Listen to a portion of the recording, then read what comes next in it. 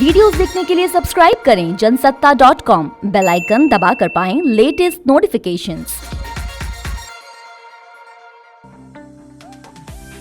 वो जिसके साथ आधी रात को रचाई शादी, एक दिन वही रोता रोता दौड़ने लगा गाड़ी के पीछे। वो जिसकी लंबी उम्र के लिए रखा करवा चौथ, एक दिन उसी की खुदकुशी में मददगार बन गई रेखा।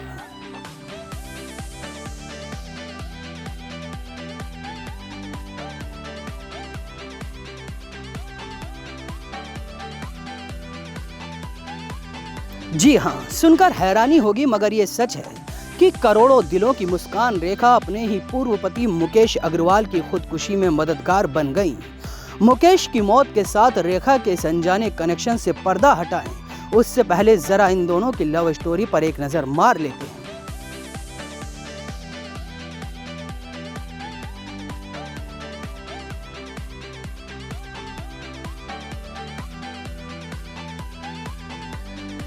बॉलीवुड की इस नामचीन अदाकारा और उस दौर में दिल्ली के बड़े कारोबारियों में शुमार मुकेश अग्रवाल की मुलाकात दिल्ली के महरौली इलाके में होने वाली हाई प्रोफाइल पार्टी में हुई थी और इस मुलाकात की सूत्रधार बनी उस दौर की जानी मानी फैशन डिजाइनर बीना रमानी।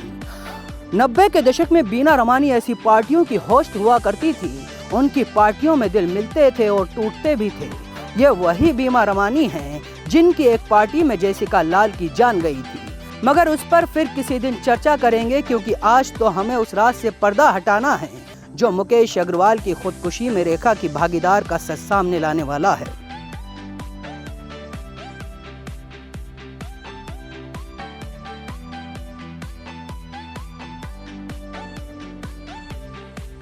तो हम बात कर रहे थे दिल्ली के एक पार्टी में रेखा और मुकेश की पहली मुलाकात की, जिसे प्यार में बदलने में ज्यादा वक्त नहीं लगा। दोनों ने आधी रात को मंदिर खुलवाकर शादी की, जो कि मंदिर के नियमों के खिलाफ था और इस वजह से शादी करवाने वाले पंडित को नौकरी से हाथ धोना पड़ा था।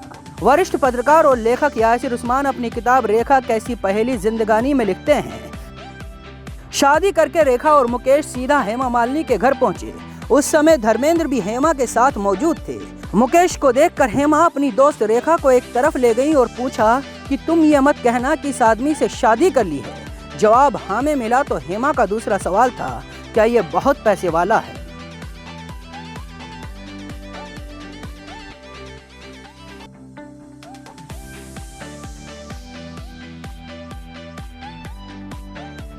रेखा और मुकेश का प्यार जितनी तेजी से परवान चढ़ा, उतनी तेजी से दोनों का अलगाव भी हुआ।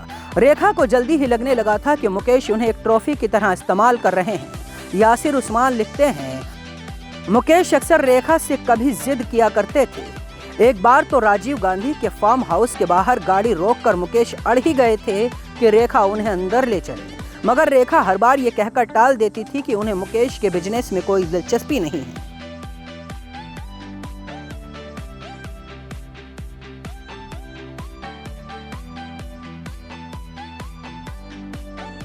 दोनों का अलगाव बढ़ने लगा। रेखा ने मुकेश से दूरी बना ली और दिल्ली आना बंद कर दिया। ऐसे में मुकेश अपने भाई और भाभी के साथ मुंबई जा पहुंचे, मगर रेखा ने फोन पर उनसे बात भी नहीं की।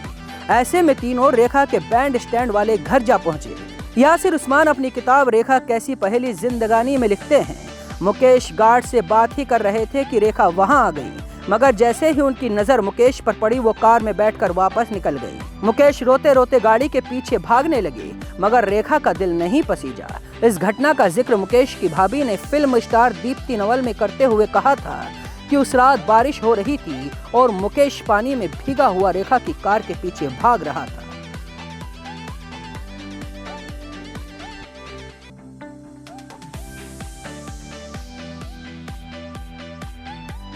कुछ समय बाद दोनों का तलाक हो गया, मगर इस ब्रेकअप ने पहले से ही मानसिक तौर पर परेशान चल रहे मुकेश को तोड़ कर रख दिया और एक रात दिल्ली के अपने फार्म हाउस पर मुकेश ने फांसी लगाकर अपनी जान दे दी। यासिर उस्मान अपनी किताब में लिखते हैं कि फांसी का फंदा बनाने के लिए मुकेश ने किसी और चीज की नहीं बल्कि रेखा के दुपट्टे का सहारा लिया और इस तरह अनजाने में रेखा बन बैठी मुकेश की खुदकुशी में मददगार।